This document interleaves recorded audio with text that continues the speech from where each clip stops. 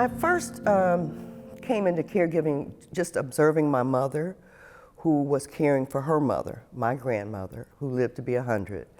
And she lived in the family home with my mom. And I just sort of, from a distance, I helped and filled in when I needed to, but I never realized the complexity of it.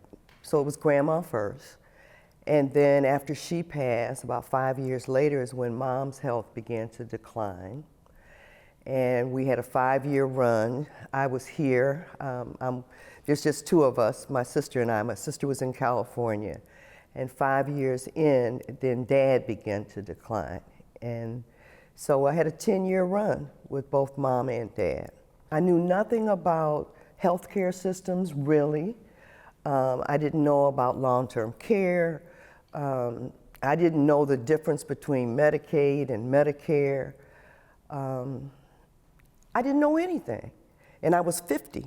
If I had known what I know now, I would have started with Detroit Area Agency on Aging, where they could have plugged me into different services. Mom had to go into a nursing home. Dad was at the family home, which was about 10 blocks from each other, which made it easy. I got a job with the Institute of Gerontology at Wayne State, and I had an old journalism degree. I call it a 20th century journalism degree. So all of that, once I realized that this was something that a lot of people were struggling with, I said, and this is early on in the caregiving, people need some place where they can go and get their information. Through my advocacy work with the state, once I worked at Wayne State and then I sat on the Michigan Commission for Service for the Aging, and I learned how the dollars flowed and what they went to. I learned that there were very few dollars that went towards marketing of resources. So a lot of programs were underutilized. So I said, when I get through this, I'm gonna come up with a newspaper and inform people and educate people about what's available. I titled the paper Urban Aging News. It's a quarterly, and it launched in 2015. And I circulated to all 3 counties,